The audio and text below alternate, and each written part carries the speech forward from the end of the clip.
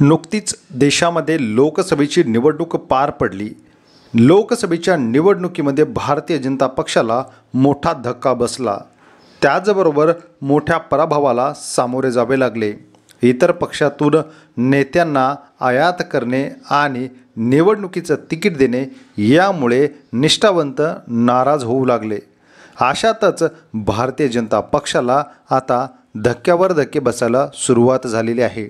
2 दिवसापूर्वीच माजी आमदाराने भाजपला सोडचिठ्ठी दिली, तर आजची ही महत्त्वाची जी बातमी आहे ती थेट नांदेड हिंगोली लोकसभेमधून।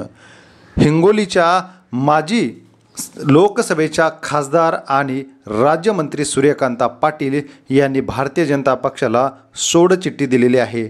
भारतीय जनता पक्ष सदस्याचा राजीनामा दिलेला आहे। सूर्यकांता पाटील ह्या 1972 मध्ये भाजप महिला आघाडी प्रमुख म्हणून राहिलेले आहेत।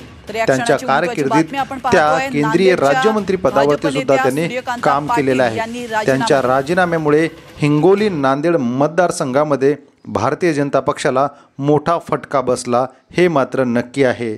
त्यांच्या जाण्याने येणाऱ्या विधानसभा निवडणुकीमध्ये भारतीय जनता पक्षाला धक्का बसला आहे।